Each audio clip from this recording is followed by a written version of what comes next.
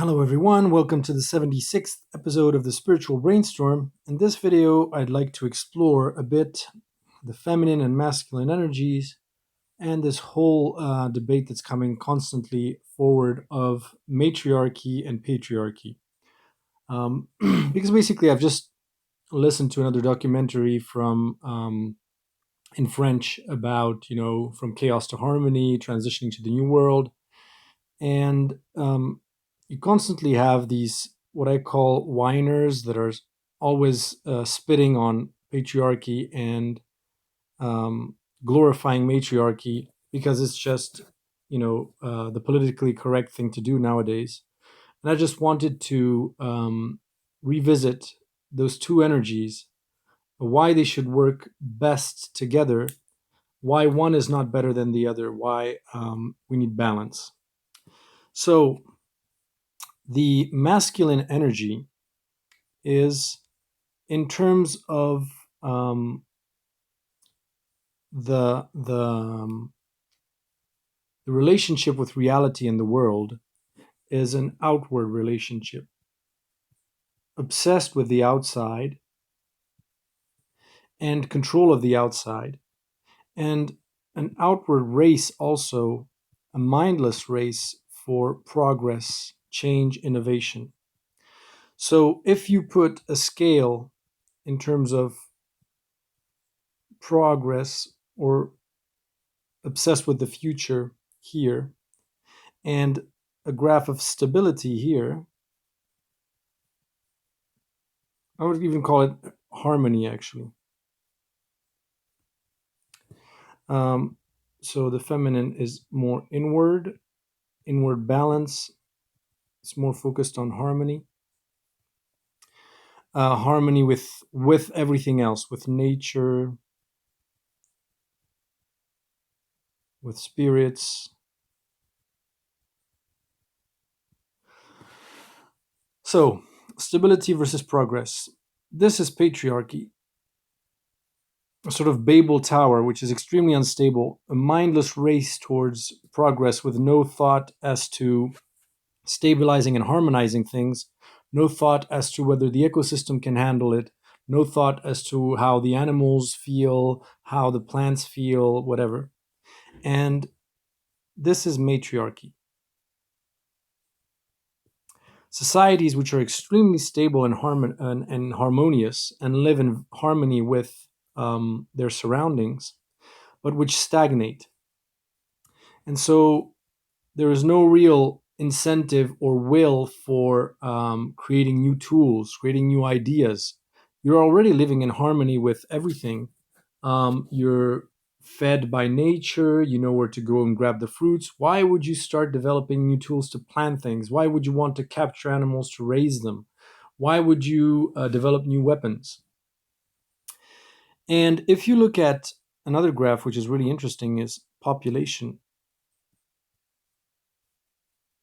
growth. You have, let's say this is 12,000 years, 12,000 years, and this is population. What you have is nothing for about 10,000 years, and then a sort of a jigsaw graph like this, quite chaotic, for the last, let's say, 1,000 years. And it started, around medieval ages and then goes exponential with, World War One, World War Two, Black Plague. So quite chaotic. So basically, it's matriarchy. Matriarchy. Primitive societies, very little innovation. Of course, it's not pure matriarchy because there were still developments of new tools and innovations, but quite slow. And so you could say that for in that period you had a unbalance of, like, let's say 70% feminine, 30% masculine. And then in the last, let's say 2,000 years or a little bit more, patriarchy, where you have the opposite, 30% harmony, 70% mindless race towards progress. And neither of these is good. You see that if you have these kinds of societies where you have harmony and stability, what happens is you're living basically very close to um, your animal self, but in a harmonious way with your surroundings. And what happens is you have the societies that live there for thousands and thousands of years, and then a meteorite comes in, or you have a brutal climate change, because they're not really interested in planning for the future, understanding reality.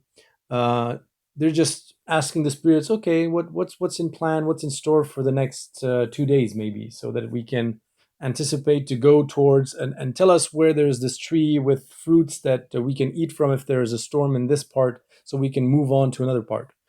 It's very animal-like and instinct-like, and it's not bad per se. It's just that in terms of the experience, which is what we're here for, the universe experiencing itself, this stagnates. And patriarchy, pure masculine energy is also not very good for the experience because it ends in self-destruction, typically.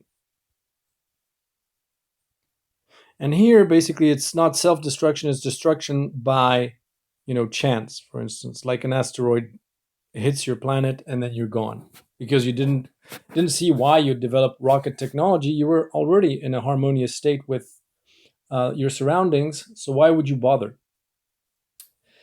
And now that's the population. And what I like to compare it to is the graph of the growth of a baby, uh, the baby's weight inside the womb, and the graph looks like this.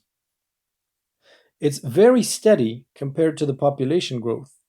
Why? Because there's a balance between progress and harmony. And basically, if you look at what happened to us here, it's as if for the most part of the pregnancy, like say for 7 months, not much happened. Like the cells divided and multiplied a bit, but they remained stem cells for a while, and they were happy in their environment. And then 2 months before being born, it's like, oh crap, we haven't manifested any organs. We hadn't evolved at all. Okay, let's grow the stomach here. Let's grow the heart here. Let's grow the brain over here. Let's grow the leg here and an arm right here. And then shit, we need to create a nervous system to link it all up. Wow, okay. And how are we gonna make this work? Oh crap, we're late, quick. And then these organs, of course, fight between each other because they have no idea who does what, and they're not aware that they're supposed to be a global coherent organism. And here you had stability and harmony, but stagnation and stasis. And here you have chaotic um, race forward in a progress that is not very, it's quite painful to experience because it's really hitting the accelerator and with quite a bit of setbacks and problems and painful experiences along the way. Whereas if you look at what happens in the womb, what's nice is that you have harmony at the same times, harmony at the same time as progress, because everything sort of develops at a set stage. Like for instance, the heart and the circulatory system develops first, then the first few organs, and they all develop gradually and always reharmonizing between each other and functioning like one global organism all the time with no setbacks, no problems. Everything is nice and stable and steady. And that's because the way that a fetus grows in the womb is a perfect balance between masculine and feminine energies for all of them. And that's why each of us humans has both a feminine and a masculine energy within us, because we have to have a balance between this progress, moving forward and change, and harmony and balance and stability. Otherwise, well, it's otherwise either we would not evolve at all, would stay at the level of cells, or we would just develop in a self-destructive way and completely die off. So our bodies have a balanced mix of masculine and feminine energy. Of course, on the outside, because of our identity, we have a little bit more of masculine or feminine energy depending on our gender. Um, but we still have those two energies within us. So, what is the alternative to this dichotomy?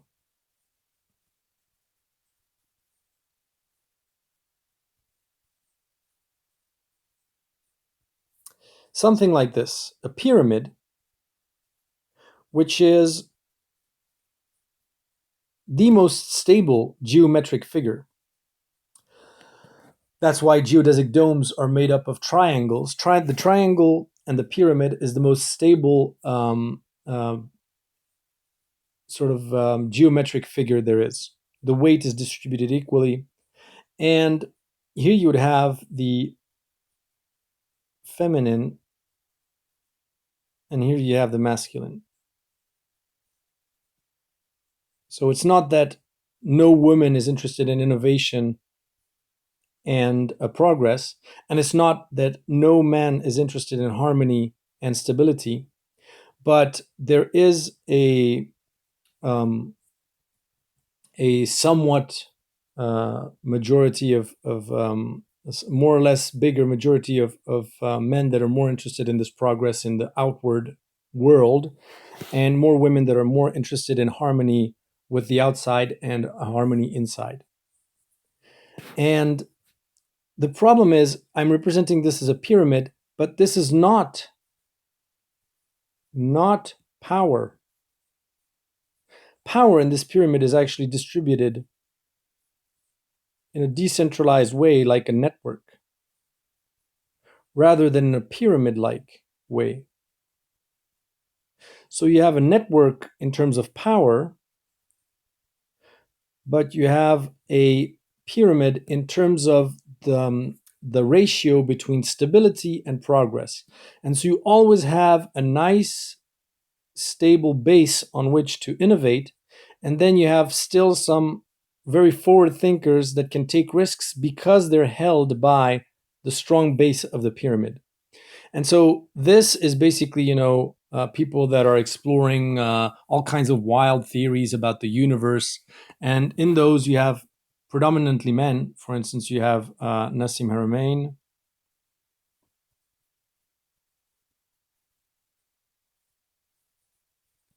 and his theory, and you have the quantum, what is it? I don't know what they're called anymore. But Clee Irvin and his quantum theory of reality, and then you have the electric universe model. And you see, the biggest obstacle also from moving towards patriarchy, towards this balance, instead of saying, oh, let's go back to matriarchy, which is also a dead end, is that when you're on the top of the pyramid here, from the point of view of patriarchy, this is good. That's where you get all the funding. That's where you get all the value. That's where you have all the recognition from society, from the societal norms that we've built. And here, it's like useless according to the standards of patriarchy in our society. And so this is all the people that basically make sure that people get along, create a nice working environment, creating nice relationships with your neighbors, making sure that, like for instance, saying it's the party poopers. It's the people that are saying, hey, maybe building an atomic bomb is not a good idea. Maybe we're going to end up self-destructing each other. It's the people that say, before building that dam, and because we need more energy, maybe we should look at the impact on the ecosystem, and if it's not going to create more problems than solutions, and have you thought this through, and are you sure? And so it's we really have to rebalance those two, the notions and the value that we attribute to the top of the pyramid in terms of this progress versus harmony and stability ratio, with the bottom one. Because now everybody wants to be on the top of the pyramid, everybody wants to be the one that has a good idea, and nobody wants to be the one that says, are you sure? Have you thought it through? Maybe we should first consult the spirits. Maybe we should first listen to what is it Is it with the right energy you're creating, with the right intention? Have you worked on yourself? Are you loving? Are you, are you in balance? Blah, blah, blah. Are you not overcompensating? And that's what the feminine, the return of the feminine is going to do, is instead of having an inverted pyramid where this is the risks falling over and innovation goes in all kinds of directions in a chaotic way, and then we get the fallback of bad decisions, like for instance fracking to get to oil reserves, or pesticides in the land, and short-term thinking. You get the feminine energy, which is about harmony and stability, that makes sure that only the good ideas are filtered through. And that's what the role, the right relationship between the masculine and the feminine in the absolute. But that's on the outside. It's not like it's 100% 100%, but the way you balance these energies inward inside yourself, but that translates outside as a relationship between a man and a woman, is you have great ideas and then you use your intuition, and seeing if you're aligned in your creation, what are your intentions and everything, to make sure that the good ideas that you have, you actually put them in practice, you act on them, and the bad ideas, you're not doing that. And on the outside, it's basically like you have this woman matriarch that is living in harmony with nature and everything, and then you have these men that are obsessed with progress, and they go on the outside and try to find always new ideas, new things. And then they come to the matriarch and say, hey, look, I've designed an atomic bomb which can kill all our enemies. And the matriarch says, maybe that's not such a good idea, because, what if it's used against us? And I mean, no, let's not do that. And this guy comes and says, hey, I've understood how permaculture works. Now we can use our understanding of how nature grows to use it to our advantage without controlling it forcibly via pesticides and machines. And the matriarch says, good on you. I take that idea. Yes, let's do that. I think that cannot be exploited for bad purposes. It's only positive. I don't see how that's a bad thing. Let's do that. And so the feminine is kind of like the filter through which you go through in order for bad ideas to sort of be filtered out. And ultimately, that is kind of the role that females play in nature already, in many species, basically, because they are selective in who they reproduce with. And you could think of this human version of this filter is at the level of ideas, at the level of biology. The ideas is your genetic code, basically. And so the females are programmed to say, hey, maybe I'm not going to, let's say, allow this genetic code of this weaker, whatever, chimp or something, or that has, some deficiencies or whatever, to move forward, because it might be the end of our species in the long run. Maybe I'll reproduce with, or actually fertilize, if you will, the ideas of the genetic ideas of that stronger, more capable one, because in the long term that's going to be good for our species. And what patriarchy does is basically, shut up. I don't want your opinion. I'm going to fertilize my own ideas, or I'm going to force you to fertilize my ideas without your opinion and your consent. So it's kind of like rape. And the same, and we're basically doing the same with our planet in terms of agriculture.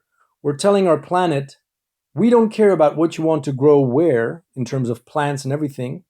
We'll just completely cut you open, plant some seeds, pour pesticides on top of them, and you'd better multiply them and grow them. So we're raping our planet in the same way we're controlling and raping our women.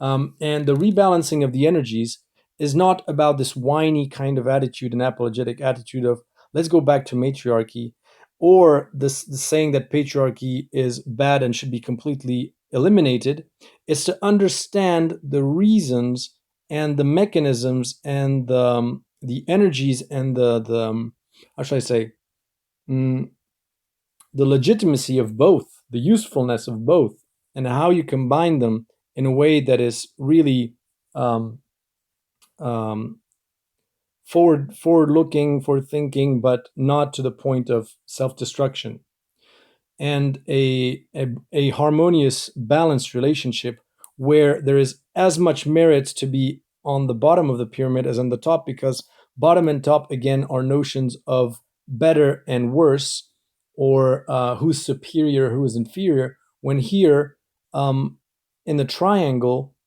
um, the geometric figure, the top is not better than the bottom. They depend on each other in terms of their stability. And you can see that in the pyramids in Giza, all kinds of the geodesic domes. The triangle is really a key figure, but it doesn't represent hierarchy. It represents real stability compared to a Babel tower, which is very prone to collapsing, or stasis, which does not reflect the reality of how this universe works, and that we are here to experience new things. So I hope this was interesting. Feel free to comment. And I know this is a sensitive topic, especially for me, because I'm a white, privileged, cis, whatever, I don't know what they're calling, male, which means that I have skin in the game. And so hopefully I've tried to be, well, maybe not impartial, but as detached from the good bad victim perpetrator logic, and present these energies for what they are, how useful they are, and put this in a broader perspective. So feel free to comment, and I hope this was interesting, and talk to you next time.